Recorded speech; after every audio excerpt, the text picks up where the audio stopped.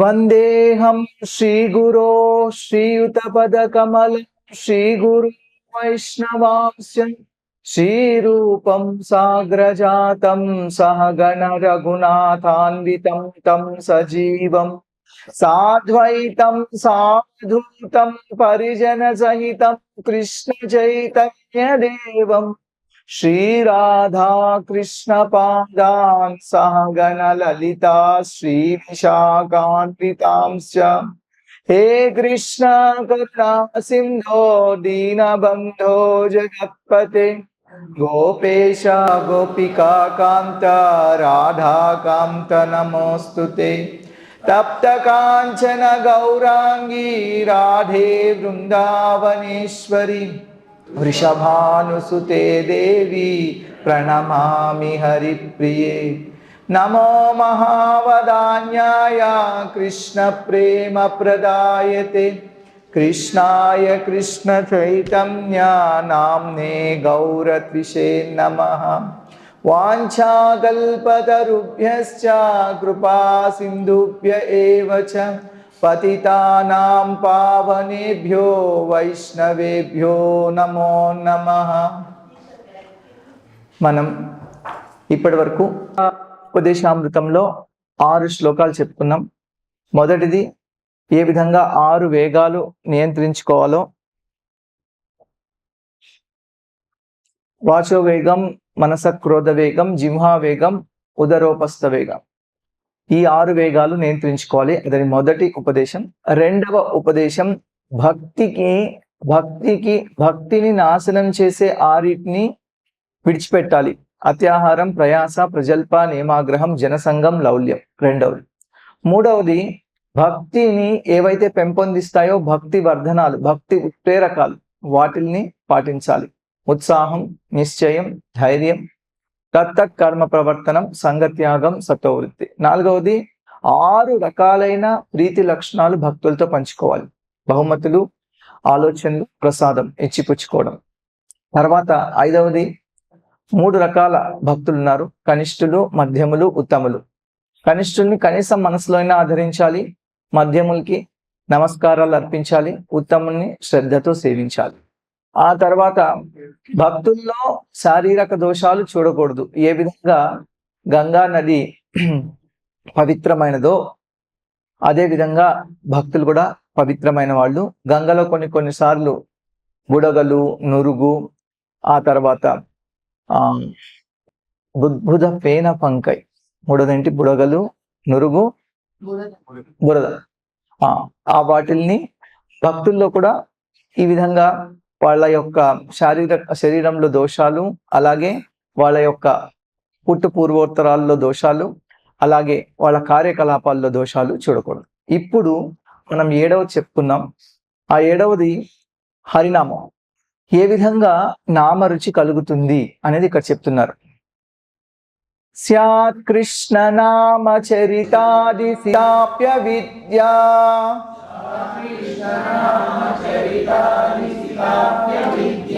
పిత్తోపతప్త రసనస్య నరోచికాను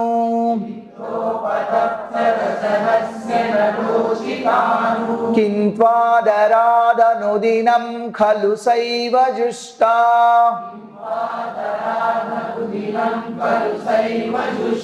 స్వాద్విక్రమాద్భవతి తద్గదమూలహంత్రీ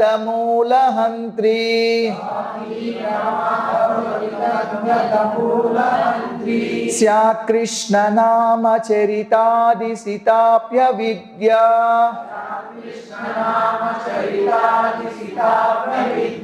పిత్తోపతప్త రసనస్య నరోచికాను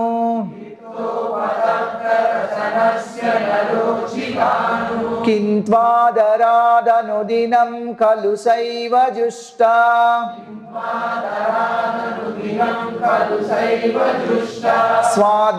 స్వాద్విక్రమాద్భవతి తద్గతమూలహంత్రీ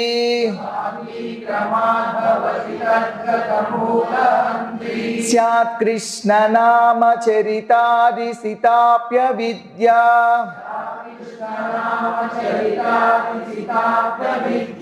పిత్తోపతప్త రసనస్య నరోచికాను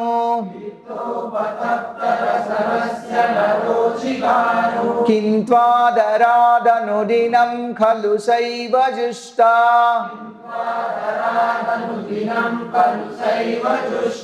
స్వాద్విక్రమాద్భవతి తద్గదమూలహంత్రీ.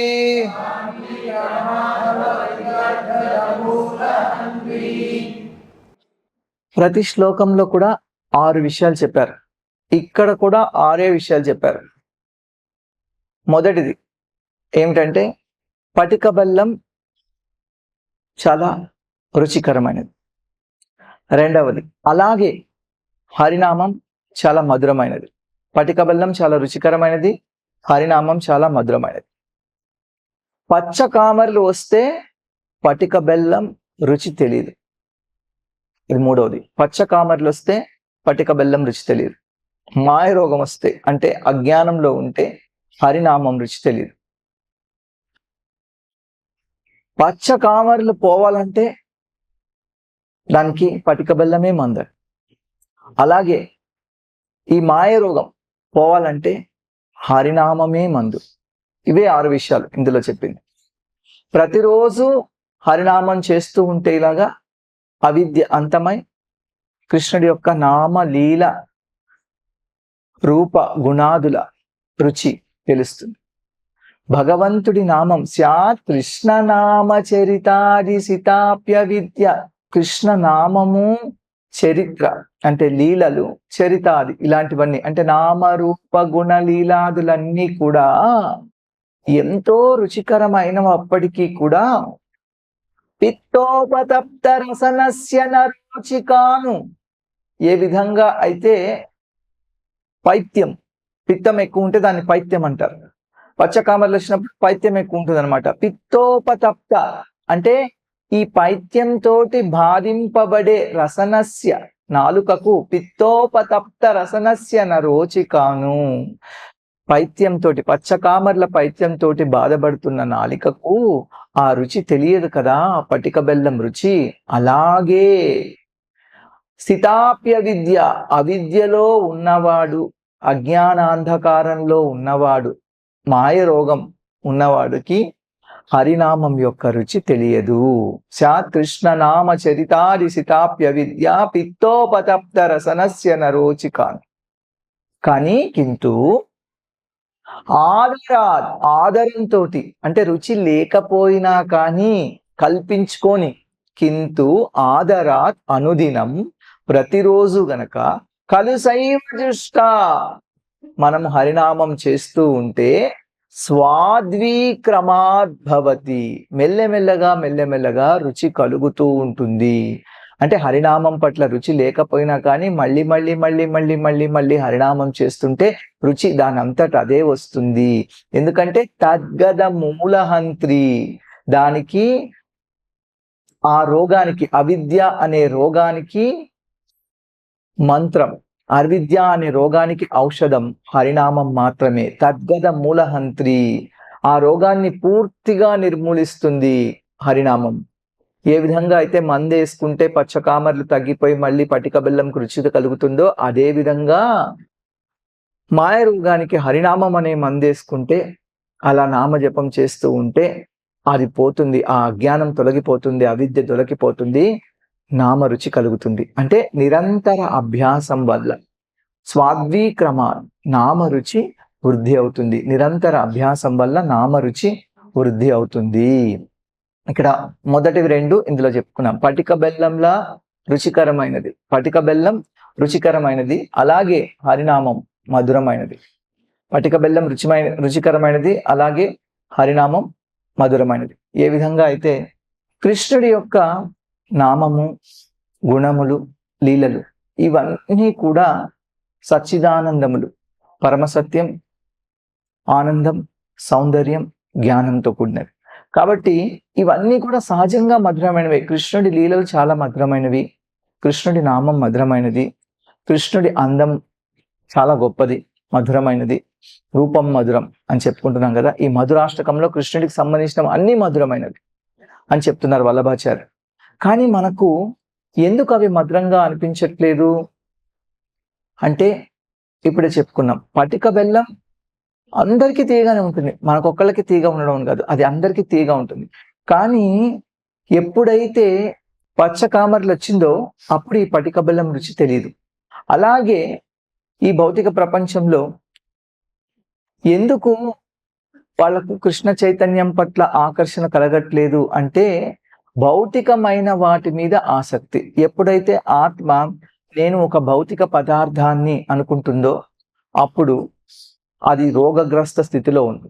అట్లా రోగగ్రస్త స్థితిలో ఆత్మ ఉంటే భగవంతుడి యొక్క నామం రుచించదు. అందరిలో నిగూఢంగా కృష్ణ ప్రేమ ఉంది, కానీ హరినామం పట్ల రుచి రావట్లేదు.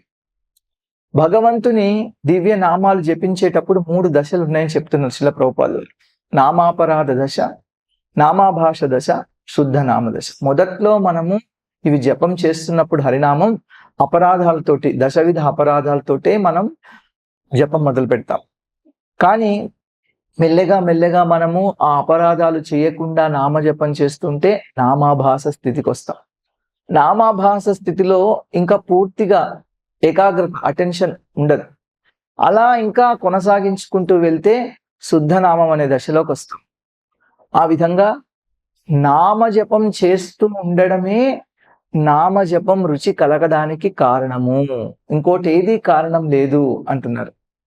ఎప్పటి వరకు మనం ఇట్లా ఏకాగ్రత లేకుండా చేస్తుంటాము, ఎప్పటి వరకు ఇట్లా అపరాధాలు జరుగుతూ ఉంటాయి అంటే మనం కొంచెం శ్రద్ధతో మొదలుపెట్టిన శ్రద్ధ, సాధుసంగ, తర్వాత భజన క్రియ, అనర్థాలన్నీ పోయిన తర్వాత, అనర్థ నివృత్తి అయిపోయిన తర్వాత నిష్టతోటి హరినామం చేస్తుంటాం. అప్పుడు రుచి కలుగుతుంది. ఆ రుచి కలిగినా కానీ భావస్థితిలోకి వచ్చే వరకు మాయ అతన్ని ప్రభావితం చేస్తూనే ఉంటుంది.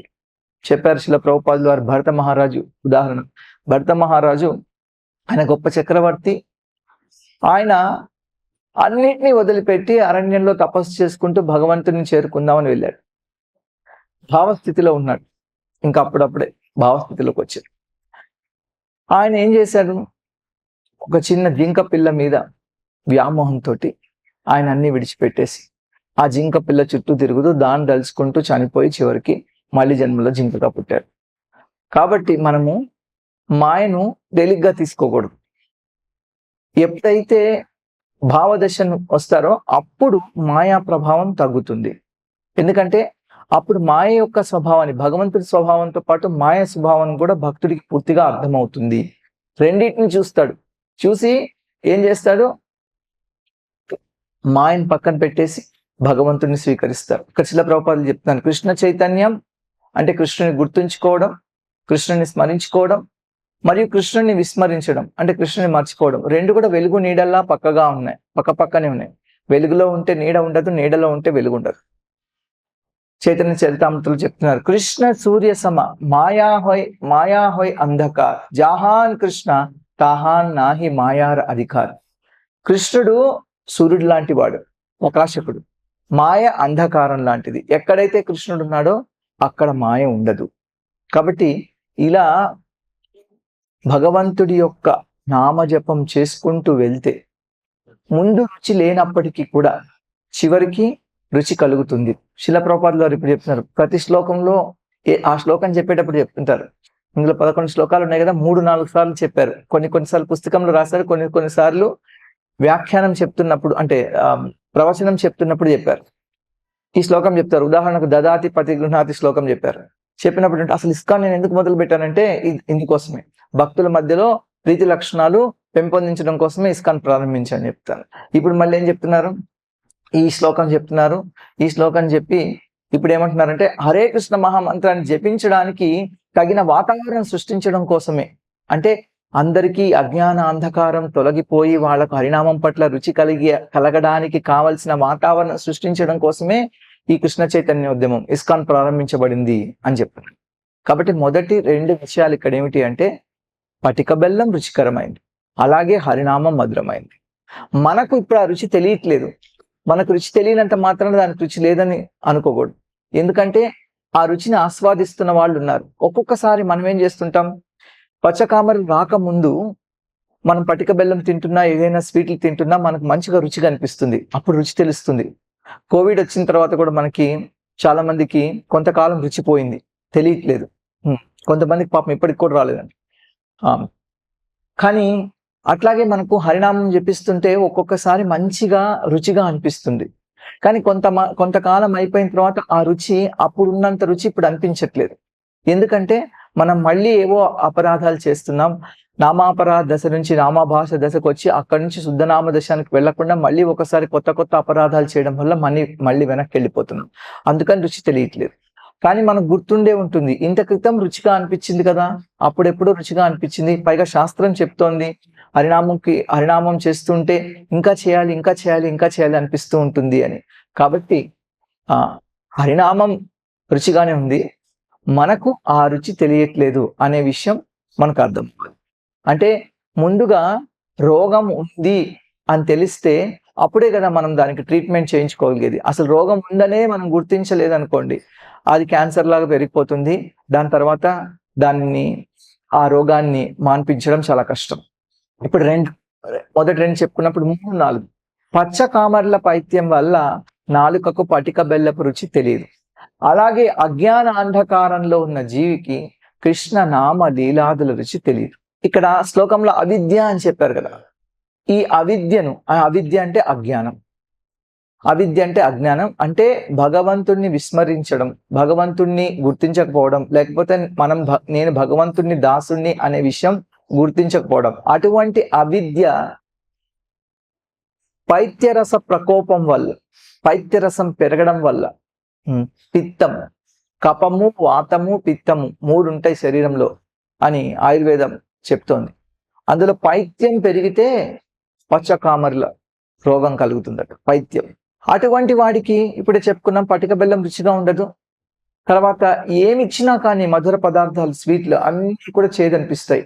అలాగే ఎప్పుడైతే మనకు అవిద్యలో ఉన్నామో, అజ్ఞానంలో ఉన్నామో, అంధకారంలో ఉన్నామో, మాయా ప్రభావితమై ఉన్నామో, మధురమైన కృష్ణుని నామాన్ని, గుణాన్ని, రూపాన్ని, లీలల్ని ఆస్వాదించే శక్తి ఉండదు.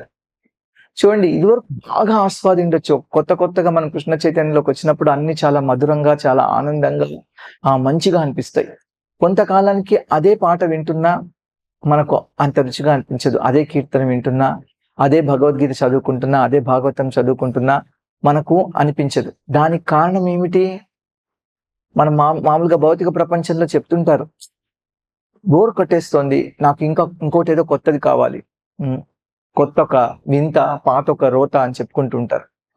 కానీ ఇక్కడ మళ్ళీ చెప్పారు, మళ్ళీ హరినామం చేస్తుంటే ఇంకా రుచి కలుగుతుంది. అలా అందరికీ కలిగే రుచి మనకు కూడా ఇదివరకు కలిగిన రుచి ఇప్పుడు ఎందుకు కలగట్లేదంటే ఒకటే కారణం, మనము అపరాధాలు చేస్తున్నాం. మన నిజమైన రోగం అని చెప్పుకుంటున్నాం కదా, అది శరీరంలో కాదు. ఆ రోగము మనస్సులో ఉంది. ఒకచోట కులశేఖర్ ఆళ్వార్ చెప్తున్నారు, ఏ మందులను వేస్తాం ఈ రోగానికి? ఎన్ని మందులను వేస్తాం? నిజమైన మందు హరినామమే. నిజమైన రోగం అది మాయ రోగం, అది మనస్సులో ఉంది, అది లేదు. కొంతమంది ఏ రోగం లేకపోయినా నాకు ఇది ఉంది, నాకు అది ఉంది అనుకుంటూ ఉంటారు. అదే నిజమైన రోగం. అన్ని బాగానే ఉన్నాయి అంటున్నారు, మనస్సు మాత్రం ఎప్పుడూ దుఃఖిస్తూ ఉంటుంది. నాకు ఇది కావాలి, ఇది లేదు, నాకు లేదు, వాళ్ళకుంది, నాకు లేదు, ఇలా ఎందుకు, ఇది ఎందుకు జరగట్లేదు, అది ఎందుకు జరగట్లేదు. దీనివల్లే ఆలోచించి మనసుకు రోగం కలుగుతుంది. ఎప్పుడైతే అనర్థాల నుంచి మనస్సు దూరంగా వెళ్ళిపోతుందో, అంటే అవాంఛిత వస్తువుల నుంచి విముక్తుడైనప్పుడు, అప్పుడు నిష్ఠ, రుచి కలుగుతాయి. అప్పుడే అతను కృష్ణ చైతన్యంలో, కృష్ణుడి యొక్క సేవలో స్థిరంగా ఉంటాడు. మానవుడి యొక్క సహజ స్వభావం అదేమిటి? భగవంతుడి యొక్క నిత్యదాసుగా ఉండడమే. జీవేర స్వరూపహోయ్ కృష్ణేర నిత్యదాస్. కానీ మాయాశక్తి ప్రభావితులై ఉండడం వల్ల వాళ్ళకు ఈ స్థితి నశిస్తుంది. అంటే ఎప్పుడైతే మనం మాయా ప్రభావంలో ఉన్నామో అప్పుడు మనం భగవంతుడి యొక్క భక్తులము, భగవంతుడి యొక్క సేవకులము అనే భావన మనం కోల్పోతాం. ఈ మాయా ప్రపంచం అంతా కూడా భగవంతుడే చెప్తున్నాడు, ఇది సత్యం కాదు, అసత్యం, అందులో ఇక్కడ సుఖం లేదు. కానీ మనం ఏమనుకుంటామంటే ఈ మాయా ప్రపంచం సత్యము, ఇందులో సుఖం ఉంది అనుకుంటుంటాం. ఇంకొకటి, ఈ ప్రపంచం దురాశ్రయం, అంటే చెడు ఆశ్రయం కలది అని శ్రీల ప్రభుపాదులు చెప్తున్నారు. ఎవరైనా అటువంటి స్థితిలో ఉండి వాళ్ళకు మనము కృష్ణ చైతన్యాన్ని ఎంత బోధించినా వద్దు, దీనివల్ల నాకు ఆసక్తి రావట్లేదు, నాకు ఏమాత్రం ఉత్సాహం కలగట్లేదు, నాకొద్దు, ఇప్పుడు కాదు, తర్వాత చూస్తాను, రిటైర్ అయిన తర్వాత చేస్తాను, ఇప్పుడు చాలా ఉన్నాయి, ఇప్పుడు టైం లేదు అని ఇలాంటివన్నీ చెప్తుంటారు. దీనికి అంతటికి కారణం ఏమిటంటే వాళ్ళకు భౌతికమైన ఆసక్తులు ఎక్కువగా ఉండడం వల్ల భగవంతుడి పట్ల, హరినామం పట్ల ఆసక్తి వల్ల కలగట్లేదు. అందుకే ఈ అజ్ఞానాన్ని తొలగించడానికే ప్రపంచమంతటా మనం ప్రచారం చేయాలి, కృష్ణ చైతన్యోద్యమాన్ని విస్తరించాలి అని శ్రీల ప్రభుపాదులు చెప్తారు. ఇక చివరివి రెండు, మొదటివి రెండు పటిక బెల్లం రుచికరమైనది, అలాగే హరినామం రుచికరమైనది. రెండోది పచ్చకామర్ల వల్ల పటిక బెల్లం రుచి తెలియట్లేదు, అలాగే మాయ రోగం వల్ల హరినామం రుచి తెలియట్లేదు. ఇప్పుడు మూడోది చెప్తున్నారు, అంటే 5, 6. పటిక బెల్లం తింటూ ఉంటే పచ్చకామర్లు తగ్గిపోయి పటిక బెల్లం రుచి తెలుస్తుందంట. అలాగే ఆదరంతో ప్రతిరోజు భగవంతుడి యొక్క నామం జపించిన, లీలలు కీర్తించిన, ఇలా చేస్తూ ఉంటే క్రమేపీ అవిద్య అంతమై కృష్ణుని యొక్క నామ లీలాదుల రుచి తెలుస్తుంది. ఇవి ఈ శ్లోకంలో చెప్పిన అంశాలు. భగవంతుడి యొక్క నామం జపిస్తూ ఆయన లీలలు గనక శ్రవణం చేస్తూ ఉంటే శ్రద్ధతోటి మొదలుపెట్టి భక్తుల యొక్క సాంగత్యం తీసుకొని తర్వాత భజన క్రియ చేసుకుంటూ ఆ తర్వాత మెల్లమెల్లగా అనర్థాలన్నిటినీ అధిగమిస్తూ నిష్ఠతోటి, రుచితోటి భగవంతుడి నామం జపిస్తే భగవంతుడి పట్ల భావం, ప్రేమ వాటంతట అవే కలుగుతాయి. ఇది ఒక గ్రాడ్యువల్ ప్రాసెస్, అంటే ఒక క్రమబద్ధమైన పద్ధతి. ఇలా చేసుకుంటూ వెళ్తే తప్పకుండా మనం మొదట్లో మనకు నామం పట్ల రుచి లేదు, కానీ చివరిలో తప్పకుండా కలుగుతుంది. దీనికోసమే శ్రీల ప్రభుపాదుల వారు చెప్తున్నారు, ప్రపంచమంతా ఇస్కాన్ స్థాపించబడింది, కానీ చాలా మంది వాళ్ళు ప్రజలను వాళ్ళు ఎలా ఉంటారంటే బ్లైండ్ లీడింగ్ ద బ్లైండ్, అంటే గుడ్డి వాళ్ళని మనం అనుసరిస్తే మనం కూడా ఆ గుడ్డి వాళ్ళు పడిపోయిన బావిలో మనం పడిపోతాం. వాళ్ళని అనుసరించుకుంటూ వాళ్ళు చూపించిన మార్గంలో వెళ్తుంటే ఈ ప్రపంచంలో నాయకులు కూడా అందరూ అటువంటి వాళ్ళే. శ్రీల ప్రభుపాదుల వారు చెప్తున్నారు, 4 రకాలైన మనుషులకు భగవంతుడి పట్ల మనం ఎంత చెప్పినా కానీ వాళ్ళకు భగవంతుడి పట్ల చైతన్యం కలగదు, భగవంతుడిని ఆశ్రయించాలని అనుకోరు. ఇది భగవద్గీత 7వ అధ్యాయంలో చెప్పిన శ్లోకం. నమాం దుష్కృతినో మూఢ ప్రపద్యంతే నరాధమ మాయయాపహృత జ్ఞాన ఆసురం భావమాశ్రిత. అంటే ఎవరైతే మూఢులు ఉన్నారో, అంటే చాలా చాలా చాలా కష్టపడి పనిచేస్తూ ఉంటారు భౌతికమైన సుఖాల కోసం, అటువంటి వాళ్లకు భగవంతుడి గురించి ఆసక్తి కలగదు, భగవంతుడి నామ పట్ల, లీలల పట్ల ఆసక్తి కలగదు. అలాగే నరాధములు ఉంటారు, మనుషుల్లో అందరికంటే నీచులు, అటువంటి వాళ్లకు కలగదు భగవంతుడి పట్ల ఆసక్తి. తర్వాత మాయయాపహృత జ్ఞాన, అంటే ఎవరి జ్ఞానం మాయచే అపహరించబడిందో వాళ్ళకు కూడా కలగదు. చెప్తున్నారు, ఒక్కొక్కసారి వాళ్ళు గొప్ప గొప్ప సైంటిస్టులు అవ్వచ్చు, గొప్ప గొప్ప కళాకారులు అవ్వచ్చు, ఎంతో చక్కగా ఏదో మంచిగా మంచి భాషను ఉపయోగించి వాళ్ళు మంచి మంచి మాటలు చెప్తున్నట్టు అనిపించవచ్చు, కానీ వాళ్ళకు భగవంతుడి పట్ల ఆసక్తి లేదు. అటువంటివన్నీ వృధా. 4వది శ్రీల ప్రభుపాదుల వారు చెప్తున్నారు, ఆసురం. కొంతమంది మనుషులు వాళ్ళు పరమ నాస్తికులు ఉంటారు, అసురులు, వాళ్ళకు భగవంతుడి పట్ల ఆసక్తి లేదు. ఈ 4 రకాలైన వాళ్లకు ఎంత చేసినా వాళ్ళకు భగవంతుడి పట్ల ఆసక్తి ఉండదు. ఎందుకంటే వీళ్ళు అవిద్యలో ఉన్నారు. ఎందుకు అవిద్యలో ఉన్నారంటే వీళ్ళు భగవంతుడిని ద్వేషిస్తారు, భగవంతుని నమ్మరు, నాస్తికులు, భక్తుల్ని నమ్మరు, కొంచెం కూడా శ్రద్ధ లేదు. కొంచెం శ్రద్ధ కనుక ఉంటే మెల్లమెల్లగా వాళ్ళు అత్యుత్తమ స్థాయి అయిన ఆ శ్రద్ధ నుంచి మొదలుపెట్టి భావ తర్వాత భావము, ప్రేమ ఈ స్థితికి రావచ్చు. వీళ్ళకి ఆ కొంచెం శ్రద్ధ కూడా ఉండదు. ఎందుకంటే వీళ్ళు భగవద్వేషులు, భగవంతుణ్ణి నమ్మరు. పచ్చ కామర్ల వాడికి పటిక బెల్లం ఒక్కటే సరైన ఔషధం అట. ఇది ఎక్కడ చెప్పారో తెలియదు, కానీ అలా ఒక పరంపరగా చెప్తున్నారు. శిల ప్రభుపాదుల వారు దాన్ని ఉదహరిస్తున్నారు. అలాగే మాయ రోగం ఉన్న వాళ్లకు, అజ్ఞాన అంధకారంలో ఉన్న వాళ్లకు హరే కృష్ణ మహామంత్రం జపం చేయడం ఒక్కటే ఉపాయం. హరే కృష్ణ కృష్ణ కృష్ణ హరే హరే, హరే రామ రామ రామ హరే హరే అనే భగవంతుడి నామాలు కీర్తించడమే ఇదొక్కటే ఉపాయం. ఇక్కడ సారాంశం ఏమిటంటే, ఈ భౌతిక రోగం, మాయ రోగం నుంచి విముక్తి పొందడానికి ఎవరైనా హరే కృష్ణ మహామంత్రం జపించాలి. అన్ని శ్లోకాల్లో 6 విషయాలు చెప్పినట్టు ఇక్కడ కూడా చెప్పారు 6 విషయాలు. ఏమిటి? మొదటి విషయం ఏమిటి? పటిక బెల్లం రుచికరమైనది. రెండవది హరినామం మధురమైనది. మూడవది ఏంటంటే పచ్చ కామెర్లు వస్తే పటిక బెల్లం రుచి తెలియదు. అలాగే అజ్ఞానంలో ఉంటే హరినామం ఆస్వాదించలేం, అలాగే భగవంతుడి లీలలు కూడా. తర్వాతది పటిక బెల్లమే పచ్చ కామర్లకు మందు. పటిక బెల్లం అలా తింటూ ఉంటే పచ్చ కామర్లు తగ్గిపోతాయి. 6వది అలాగే ఆ విద్యకు మందు హరినామమే. హరినామం క్రమంగా హరినామం మనం జపం చేస్తూ ఉంటే హరినామం పట్ల రుచి దానంతట అదే కలుగుతుంది. హరే కృష్ణ.